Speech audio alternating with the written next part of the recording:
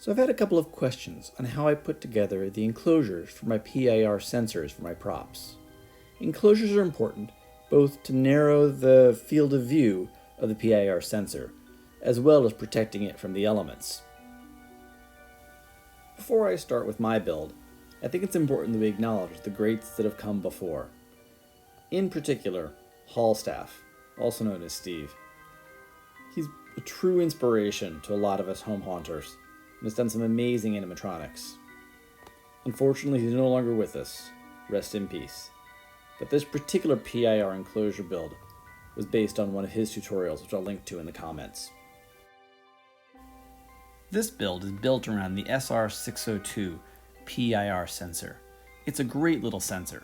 Runs on a supply voltage of 3.3 volts up to 18 volts, and when motion is detected, it gives out a 2-second long pulse at high of 3.3 volts.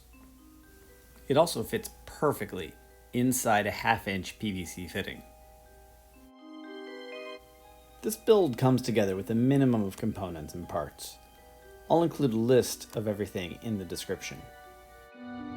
I tend to use 1/2-inch PVC electrical conduit for most of my builds. It's a little bit cheaper, I like the matte finish, and one end of each 10-foot piece has a really nice flare which works great for both coupling but also for the PIR sensors. If you don't have that, you can make something similar with a standard coupling and 1/2-inch PVC. Now let's get to building.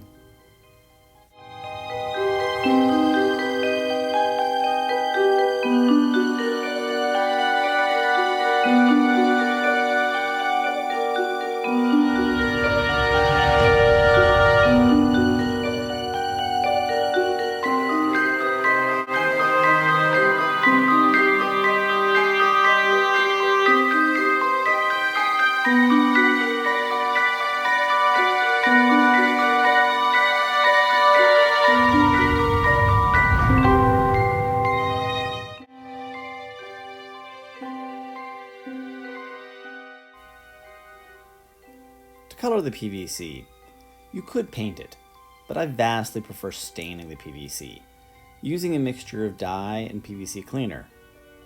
It goes on fast and dries even faster. For more details, check out my blog entry on the topic.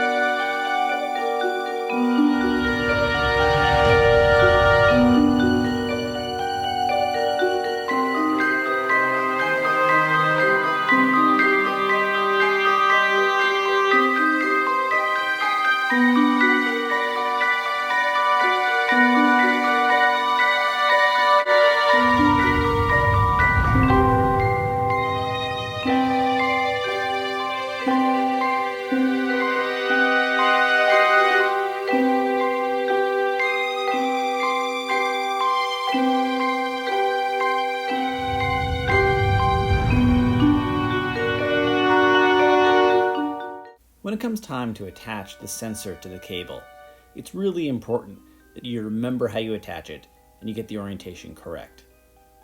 I really dislike this particular cable because the colors don't line up with what I would expect them to be. If I find a better cable, I'll go ahead and include a link to that in the comments. But in the meantime, this works. I just consider white lining up a sensor, and the rest of the details follow. I typically use hot glue to seal things in place. The nice thing about that is that it's fairly weatherproof, and if I need to remove it, I can with a heat gun.